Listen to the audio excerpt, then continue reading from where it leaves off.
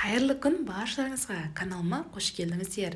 Бүгін өте дәмді, әрі жеңіл, сіңімді, кереметті кеспен көже әзірлейміз. Кеспелерімізді үйден әзірлейміз. Кеспелеріміз дана-дана әрі езілмей шығады.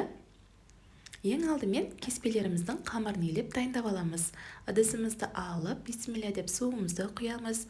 Суымыздың үстінен жұмыртқамыз бен тұзымызды салып, тұзымыз ерігенше жақсылап араластырамыз. Ұнымызды електен өткізіп аламыз.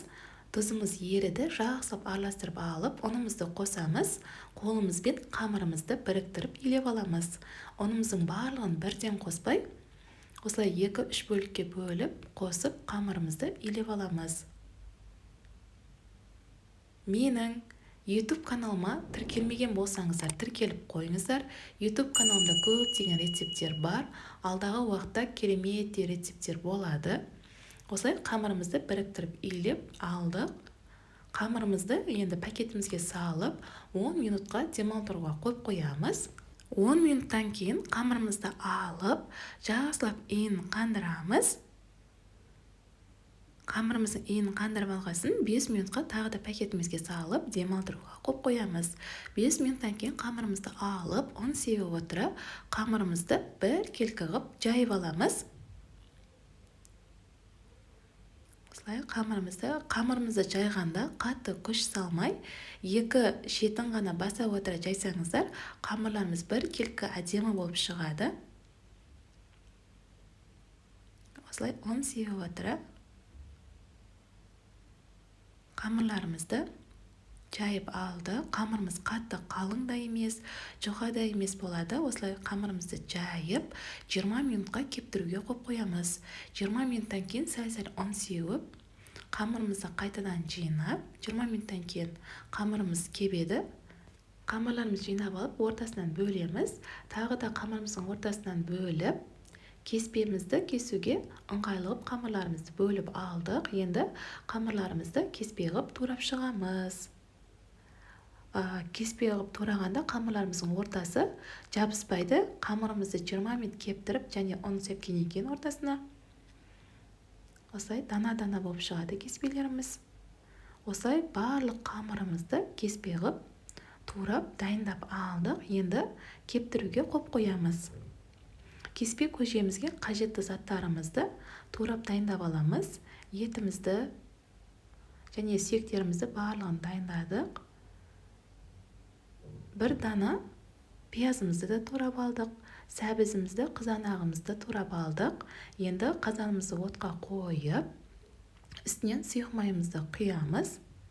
Майымызды қыздырып барып, етімізді саламыз. Жақсылап етімізді қуырып аламыз. Осылай етімізді қуырып алып, енді турап алған пиязымызды қосамыз.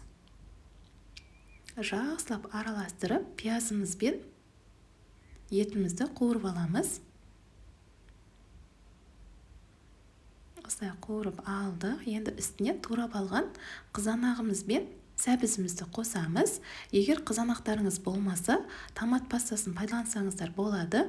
Осылай жақсылап қуырып аламыз. Осылай қуырып алдық. Енді үстінен мұздай суымызды құямыз.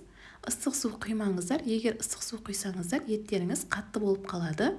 Мұздай суымызды құйып, қазанымыздың бетін жауып, қайнатуға қойып қоямыз. Осылай жайлап қайнап атқанда бетін ашып, сәл араластырып жеріп, қазанымыздың бетін жартылай жауып, жай отта қайнатуға қойып қоямыз. Дәміне қарай тұзымызды қосамыз. Басқа дәмдеуіштер қоссаңыздар да болады. Мен бірақ қоспадым. Осылай 1,5 сағаттай қайнаттым. 1,5 сағаттан кейін картошкамызды салдық. Негізі көптеу қайнатсаңыздар, сорпаның дәмі әдемі болып шығады. Картошкамызды салып алғасын қазанымыздың бетін жартылай жауып қайнатамыз. Осылай сорпамызды мен 2 сағаттан аса қайнаттым. Енді турап алған кеспемізді қосамыз. Кеспемізді қосқасын көп қайнатудың қажеті жоқ. Бір 5 минуттай қайнатсаңыздар, қамыры піскенше болды. Осылай кеспемізді қосқасын қазанымыз қайнап жатыр. Осымен кереметтей кеспен көжеміз дайын. Ауызашарға арнап жасасаңыздар өте жеңіл әрі дәмді болып шығады.